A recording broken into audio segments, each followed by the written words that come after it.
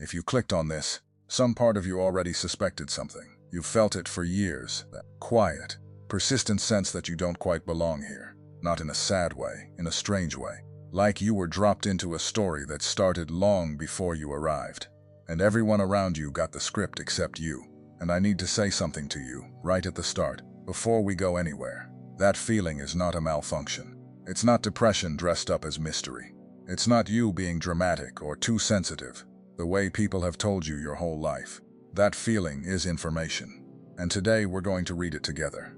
But I want to clear something up immediately, because the title pulled you in, and I owe you honesty. When I say non-human, I'm not telling you that you're an alien, or that your DNA is secretly something else, or any of that nonsense people sell to lonely hearts. I'm telling you something far older and far more dangerous to the forces that want you asleep. I'm telling you that the part of you that feels foreign to this world, that part is foreign to this world. It was never meant to be at home here. And there's a name for that in the oldest book we have. My name is George. I've spent more years than I can count sitting with people who carry exactly what you carry. That ache, that sense of being a stranger in your own life. And I've watched what happens when somebody finally understands what that ache actually is. So stay with me, because by the end of this, the thing that has confused you your whole life is going to make sense. And the people, the patterns, the voices that have worked so hard to keep you small, you're going to understand why they were so afraid of this exact moment. Let's start with the feeling itself. You walk into a room and you read it in 3 seconds. You know who's hurting before they say a word. You know when someone's lying, even when their story is perfect. You've sat at dinner tables full of people laughing and felt completely, achingly alone, not because they were unkind, but because something in you operates on a frequency they've never tuned into. You've been called intense, too deep, hard to know. People love you and still tell you they can't reach the bottom of you. And the truth is, neither can they, because the bottom of you isn't located here. Think about that for a second. You've spent your whole life trying to fit into a world that keeps telling you, in 100 small ways, that you're shaped wrong, and you believed them. You shaved off the edges, you dimmed the light, you learned to perform a smaller version of yourself so people would stay comfortable, and it worked mostly, but it cost you. Every single time you made yourself smaller to keep someone else at ease, a part of you went quiet that was never supposed to go quiet. Here's what most people miss. The discomfort you feel in this world is not proof that something is wrong with you. It's proof that something is right with you, that this world cannot hold. Let me tell you about a man named Abraham. Most people know the name. Fewer people sit with what actually happened to him. He was living a normal life, family, land, the whole established structure of everything he'd ever known. And one day a voice he couldn't explain told him to leave all of it. Leave the country. Leave the comfort. Leave the people who knew his name. Go to a place that wouldn't even be revealed to him until he was already walking. And here's the part nobody talks about. He went. Not because he had a map, not because it made sense. He went because something in him recognized the voice as more home than the home he was leaving. That's what I'm describing. That's the foreign thing in you. It's not that you don't belong anywhere. It's that you belong somewhere that hasn't been shown to you yet, and the recognition of it makes everything else feel temporary. And think about what it cost him to follow that. Abraham didn't get a guarantee. He didn't get a timeline. He got a direction and a promise. And he had to spend the rest of his life walking towards something he would only partly see. The people who stayed behind probably thought he'd lost his mind. I imagine some of them whispered about him, talked about how he gave up a perfectly good life to chase a voice nobody else could hear. And maybe you know what that's like too. To make a choice that's right for your spirit, and watch the people around you decide you've gone strange.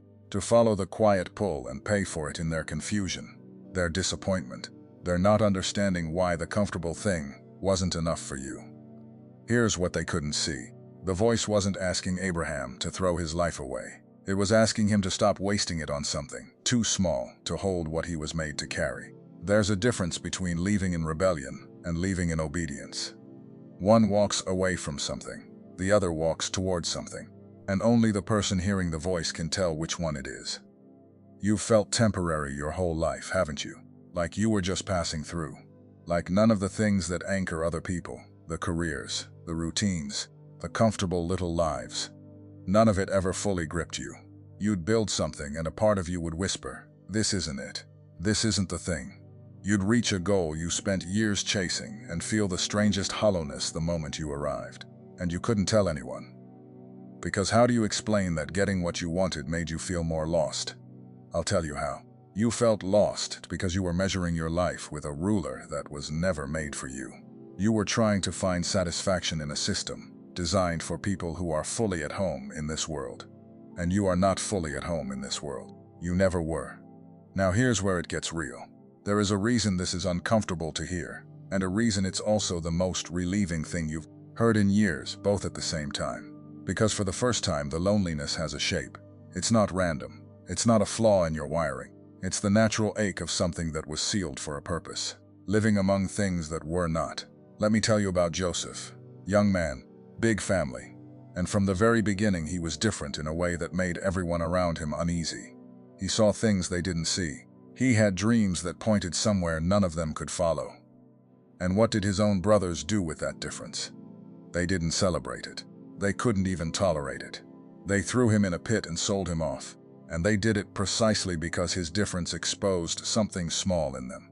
His light made their dimness visible, and they would rather bury the light than face what it revealed.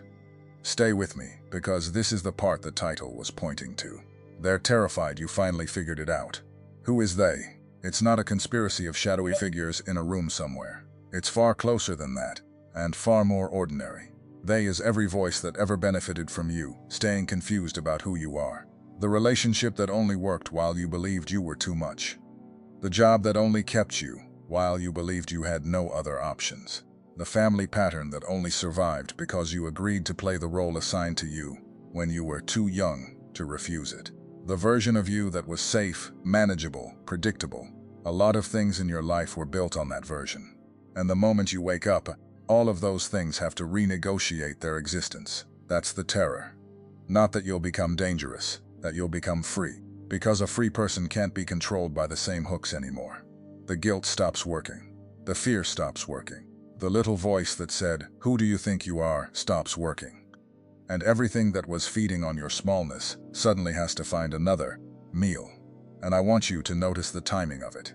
Have you ever noticed that the moment you start to change, really change, from the inside, is the exact moment the pushback gets loudest?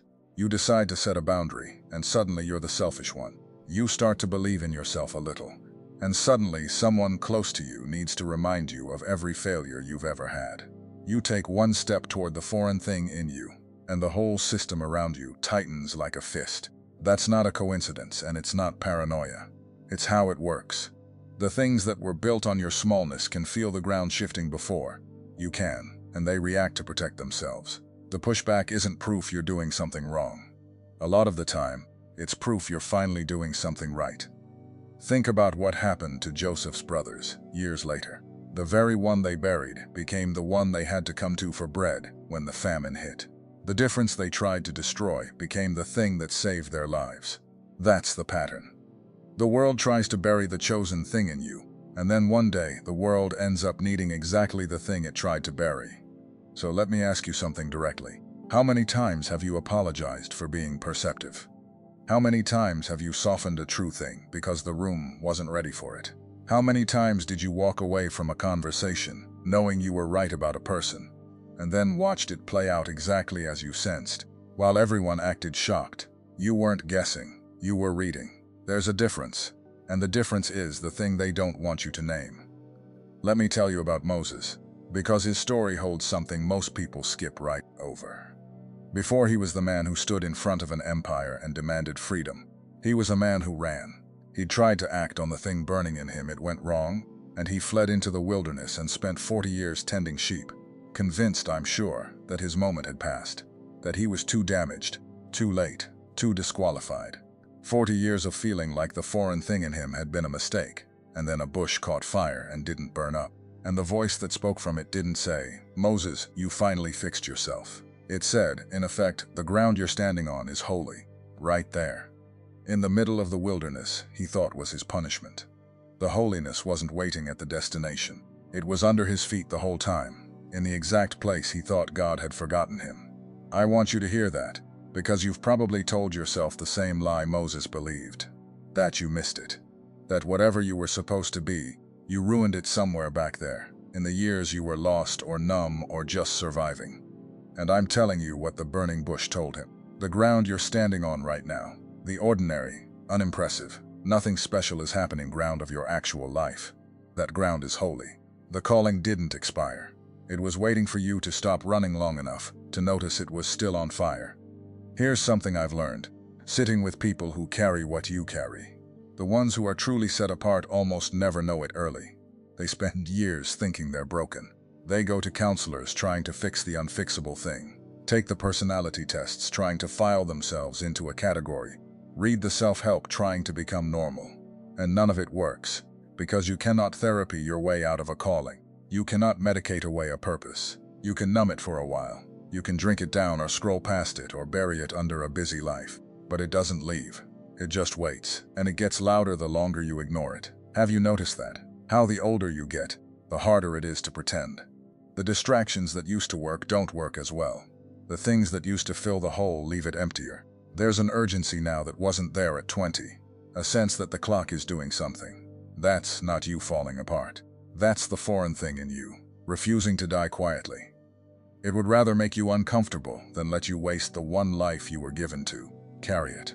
Now, I told you I'd be honest with you, so let me say something about all the names people put on this. Maybe you've gone looking for answers and you've run into the language, starseed, old soul, indigo, empath, fifth dimension, lightworker, awakening. And maybe some of it described the feeling well enough that you grabbed onto it, because at least somebody was finally talking about what you'd felt your whole life. I'm not going to mock you for that. The hunger that sent you looking was real and right.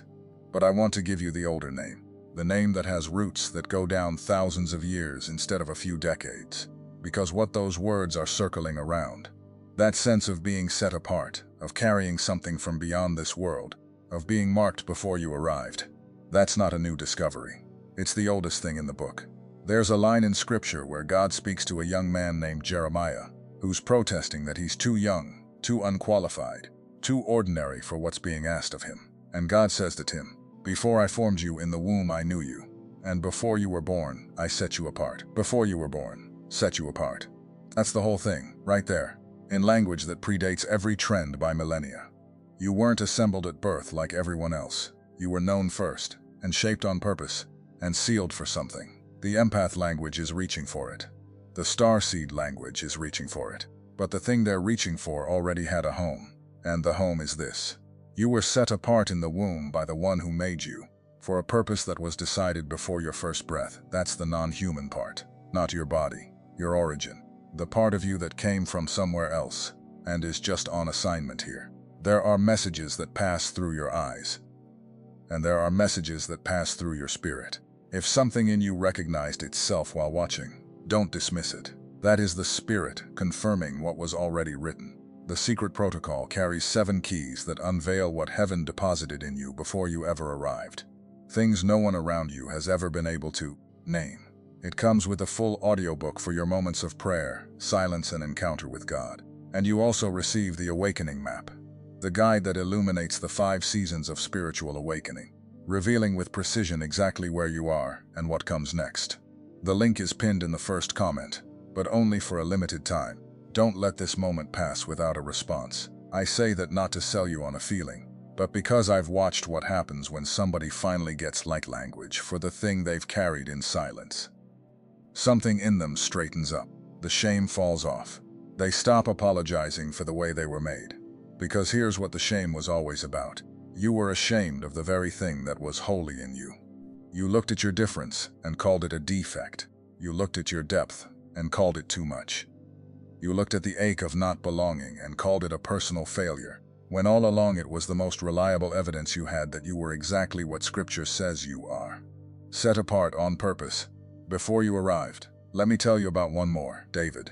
Before he was a king, before any of the famous parts, he was the youngest son, the one left out in the field with the sheep, while his impressive older brothers stood in the house. When the prophet came looking for the chosen one, his own father didn't even call him in, didn't think to. David was so overlooked in his own household that he wasn't even in the room when the most important decision of the family's life was being made. They had to go out and get him, and the one everybody forgot was the one heaven had chosen all along. I think you know what it's like to be the one in the field, to be the one nobody calls in, to watch the people around you get celebrated for things that come easily to them, while the deep, strange, valuable thing in you goes unseen because nobody around you has the eyes to recognize it. That's not rejection. Read me carefully here. That's protection. Because the thing in you is too important to be handed to people who would only misuse it, who'd make you small, who'd turn your gift into their convenience.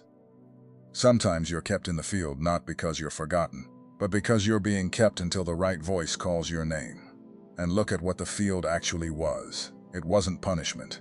It was preparation. Out there alone with the sheep, with nobody watching and nobody applauding, David learned the things that would later save a nation.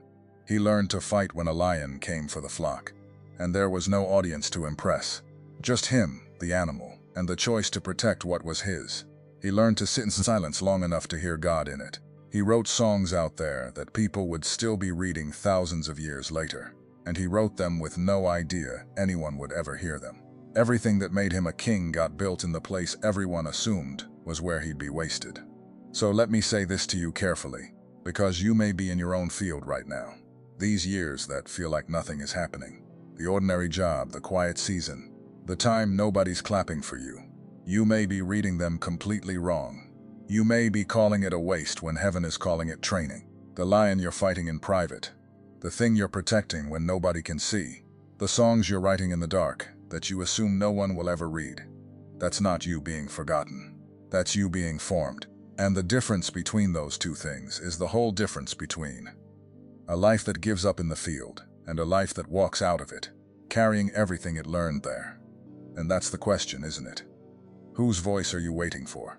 Because you've spent a long time letting the wrong voices define you. The voice that said you were too sensitive. The voice that said you'd never amount to much. The voice that said your difference was your problem. And maybe the hardest thing I'm going to say today is this. Some of those voices were the people closest to you. Some of them loved you and were still wrong about you. They couldn't see what they couldn't see. The field was too far from the house. So how do you stop running, like Moses did for 40 years?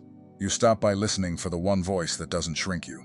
Here's a test I trust. The voice that's truly from God will challenge you, will stretch you, will ask hard things of you, but it will never humiliate you. Conviction lifts your head to look forward. Shame pushes your head down to look back. If a voice in your life only ever makes you feel like dirt, only ever points at what's wrong with you, only ever leaves you smaller, that is not the voice that set you apart in the womb. That's the voice that's terrified of you waking up. And you are waking up. The fact that this reached you, the fact that you didn't scroll past, the fact that something in your chest is sitting up right now, that's not nothing. That's the foreign thing in you, recognizing its own language being spoken out loud, maybe for the first time. Let me say something about what comes next, because waking up is not the end of the story. It's the beginning of the hard part. When Joseph understood his dreams, it didn't make his life easier. It made it harder before it made it glorious. When Moses turned toward the burning bush, he didn't get a comfortable retirement, he got Pharaoh. When David was anointed, he didn't go straight to the throne. He went back to the field, and then to years of being hunted. The pattern is consistent, and I won't lie to you about it. The calling doesn't come with comfort. It comes with weight. But here's the trade you're being offered. You can keep the comfort of being small and pay for it with the slow ache of a life that never became what it was supposed to be.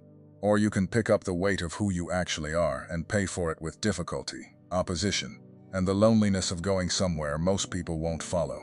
Both cost you something. Only one of them is worth what it costs. I've watched people make both choices. I've sat with people in their later years who chose the small life because it was safe, and I've seen the particular grief in their eyes, the grief of a person who knows they buried something. And I've sat with people who picked up the weight, who said yes to the foreign thing, who walked toward the place that wasn't revealed until they were already moving. They had harder lives in a lot of ways, and they had something the others didn't. They had the look of a person who's home in themselves, even when they're not home in the world. That's what I want for you. Not an easier life, a truer one. So let me bring this all the way down to the ground, to the next 24 hours. Because revelation that doesn't touch your actual life is just entertainment. Tomorrow, you're going to be in a room full of ordinary moments. And somewhere in there, The foreign thing in you is going to want to speak. A true word you'd normally soften, a perception you'd normally swallow, a no you'd normally turn into a yes to keep the peace. And the old reflex is going to rise up and tell you to make yourself small. Just like always. Don't. Just once, don't. Let the set-apart thing in you stay its full size for a moment. See what happens. Watch how the room responds when you stop apologizing for the way you were made. Some people won't like it. Remember Joseph's brothers. Your light makes some people's dimness visible, and they'll resent you for it. Let them. The famine's coming, and the world is going to need exactly the thing it tried to bury. I told you at the start that the thing that has confused you your whole life would make sense by the end. So here's the sense of it, plain. You are not broken, you are not too much, you are not late, and you did not miss it. You were known before you were formed, set apart before you were born, and sealed for a purpose this world did not assign and cannot revoke. The ache of not belonging was never a wound, it was a compass, and it has been pointing you home this entire time. The ones who wanted you asleep are not afraid that you'll fail. They've always known you could fail. Failure kept you manageable. What terrifies them is the moment you stop trying to become normal and start becoming what you already are. Because there's no hook for that. There's no guilt that holds it, no fear that shrinks it, no small voice that can talk it back into the field. That moment is here. You figured it out, and they can feel it. Now I want to hear from you, and I want one specific thing, not a vague one. Tell me about the moment you first knew you were different. The earliest one you can remember. Not the feeling in general. The actual moment. The room. The age. The thing that happened that made you realize you read the world differently than the people around you.